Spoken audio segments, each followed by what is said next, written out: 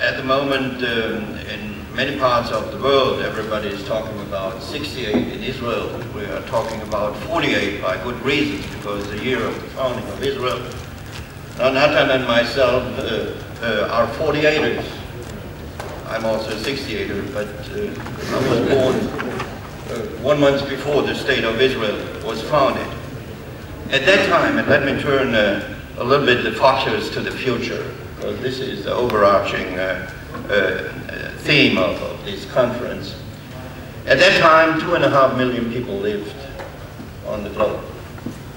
Today we have 6.6 billion people, from 2.5 to 6.6. In the midst of the century, we will have 9 billion people living on this globe. We see the merging of a global economy. Globalization will be, I think, the defining theme of the 21st century. But globalization means also globalization not only of the nice parts of a global mankind, but also of the evil one. It's not a one-way street. And this means globalization also of all the conflicts. And what we see today is that there is no forgotten conflict any longer. When the Cold War came to an end, and Nathan lived on the western side of the Berlin Wall, and the Berlin Wall disappeared, and a little bit later, the Soviet Union. Afghanistan started to become a forgotten conflict. It was the battlefield, the last battlefield for a hot war, embedded in the Cold War. It was a forgotten conflict.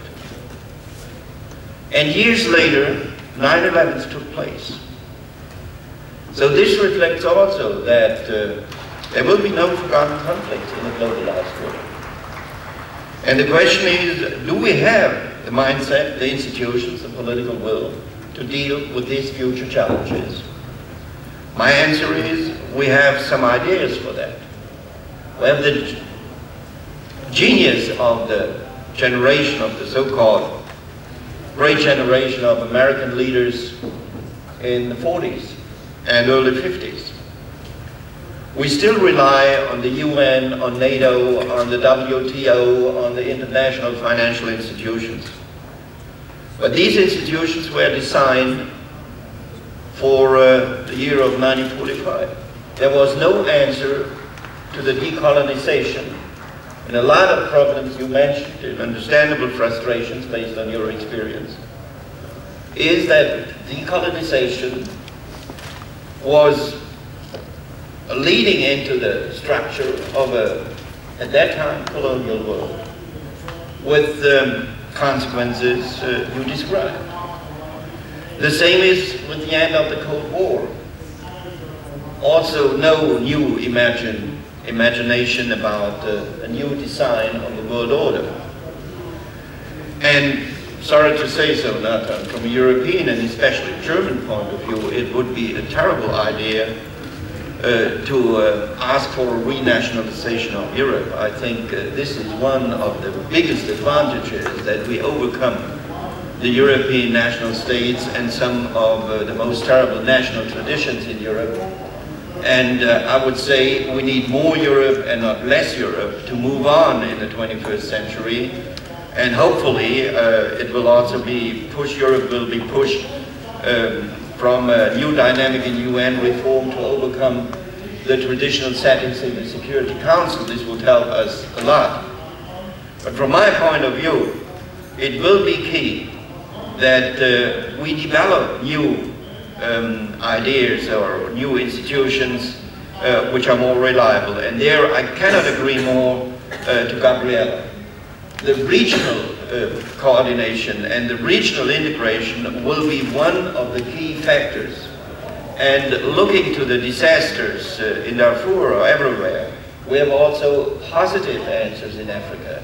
For example, in West Africa, where terrible, horrible conflicts could be brought to an end by the engagement of African regional organizations, SADC, for example, ECOWAS was very important to settle the conflicts together with the UN and international contributions in Liberia and Sierra Leone and some others. So I think this is the way we have to move on. And when we look to Darfur, Irwin, I agree fully what you said. But then you must name it. There is no Security Council decision. Why? Because China is blocking it. And why is China blocking it? Because it invested energy interests. It's the biggest investor in Darfur. So it's the national interest, it's not the international institution. It's the national interest which is defining the decisions in the Security Council. By then, it's very important that there is this veto. Gabriella mentioned it. On the other side, sometimes it's terrible that we have this veto. This is the real world that we live in, and we have to act there. So, drawing the consequences of that, I think it's wrong to blame the institutions. We should blame our weakness. If we change the institutions, and this could be learned by the switch from the Commission to the Human Rights Commission to the Human Rights Council, if this same terrible wine will be brought into another bottle, it's still a terrible wine. You can't drink it. So it's not the design of the bottle. The design of the bottle might be important to sell it. But if the wine is terrible, there is no progress. So from my point of view, we must understand we should overcome our frustrations. That it's an ongoing battle, and this battle will not change when we say we distance ourselves from the institutions, we want to have different institutions. This world will not be a better place if we think, well, we retreat. And this was also my experience in Durban. I was in Durban. And I fought there also for the interest of Israel. And we have to continue to fight. Unfortunately, I hope with the next American administration, America will regain its moral high ground. It was a big, big setback that suddenly was questioned whether America still sticks to its basic principles. Because America was always the beacon for the international human rights movement, with his power, but also with his great tradition, the rule of law. I hope that this can be regained, and this will strengthen the position of those who are fighting for human rights, for democracy. But once again, I'm not looking for applause. We accepted that North Korea, the regime in North Korea, allowed that, I don't know, hundreds of thousands of people starve to death. We allow today that a cynical junta, which is only interested in preserving its own power in Myanmar, is giving a dime for their people after the disaster. This is unacceptable. And this must be changed. But this change, ladies and gentlemen, is a battle. Nobody can promise you that this will not happen tomorrow. We must mobilize inside the institutions that this will change. That Libya will be the past, that Myanmar will be the past.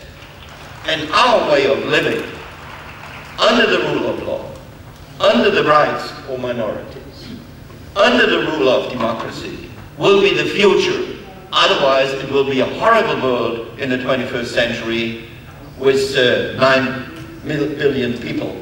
I think this is a fight, and we shouldn't allow our frustrations to withdraw or think, well, let's form a nice society of people who think in the same direction. This is not the real world. The real world is we have to address all these challenges and be stronger than those who are not interested in peace and justice. Thank you very much.